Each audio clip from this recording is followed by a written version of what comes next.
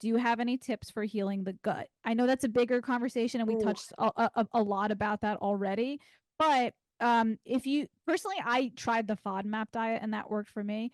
If you had a client in your practice, like what would be a tip that you would help guide them towards finding good gut So health? yeah, so FODMAP is definitely a nice gold standard if someone's coming in with gut issues. But the acronym is SAD gas, SADGAS that I tell people. So SAD gas stands for sugar, alcohol, dairy, gluten, artificial sweeteners, and soy. These are the things that are going to be feeding the bad bacteria in your gut the most. So the gut healing process is not easy because it does require you to try to cut these things out for an extended period of time. And then, of course, adding in proper supplements or herbs, depending on what we have to kill off. Even if they just are like, okay, I don't know which one I want to kill off, or I don't want to get a test, they can even just start with oregano.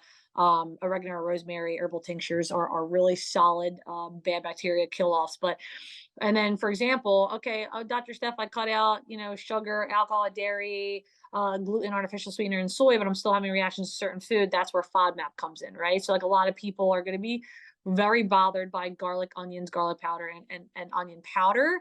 Yeah. But then they have to figure out what foods they can't handle and what foods they can, right? Not everybody's going to be bothered by the same stuff. Those are like the pretty common ones. Alcohol, of course, are going to bother them the most, cause the most bloating. But, you might be able to do cauliflower, or I might be able to do cauliflower and you can't, or I can do broccoli and you can't. To looking at the FODMAP and then seeing what you can and can't have, because you don't know exactly which bacteria reacts to which foods until you kind of vet that elimination process out. And then you can start introducing foods in and see how you might be able to eat feta cheese, but you can't eat mozzarella cheese. And that makes sense because the lactose and the way that the cheese is actually, made and its properties. But I would start there, cutting out those things I said for sad gas, and then looking at a FODMAP diet to pay attention to what foods that bother you and what foods don't. You're trying to be as little processed as possible, like as little as humanly possible. I would definitely tell them to cook their veggies instead of eating it raw because they're gonna have a hard time digesting raw veggies just to get more fiber or slowly getting more fiber into their body. And I would definitely tell them to make sure their animal product is organic because they are pumping in crap into our animals. Mhm. Growth hormone, antibiotics, steroids, pesticides, you name it. And then we're eating it, and our bad bacteria is like, thank you. They're freaking throwing a rave in there. So we want to suppress them, and then we want to eat prebiotic foods, stuff like artichoke, asparagus, sauerkraut's awesome. They could do kimchi, which is kind of like a spicy cabbage, miso soup if that's their thing. Kefir, not my I thing. do kombucha, but I don't know if that's too sugary, but I've been rocking the kombucha lately. Yeah, I actually don't even. Yeah, I don't recommend kombucha because of the fact they got The to they got to sugar, put the sugar right? in. Yeah, like that's not one of my top recs. I think that it can actually do the opposite effect of Yeah. what you're trying to accomplish.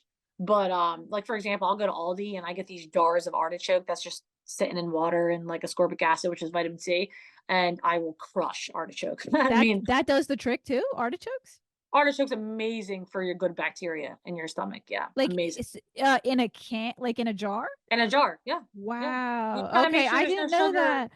Yeah, I you have to saw make there sure was there's like no sugar. pickles and stuff. So I was purposely staying away from those things like pickles and artichokes No, you can do pickles. because I thought there was like at like I when I looked at the ingredients there was a couple things I didn't recognize. So I was like I don't know if this is bad, but maybe it's not bad, you know. Yeah, so like if you see ascorbic acid, that's vitamin C, that's okay. You just don't want Okay. it to be saying like sugar or like these artificial sweetener words.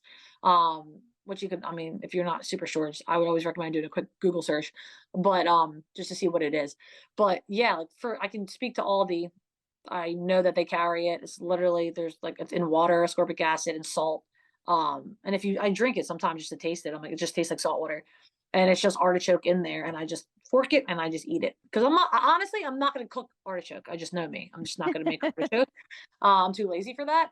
But sauerkraut is a really great way to do it. I I get like some organic sauerkraut. sauerkraut. I like to throw that on my meat products. Like I'll put it on my chicken. I'll put it on my ground turkey, and I'll just eat it up.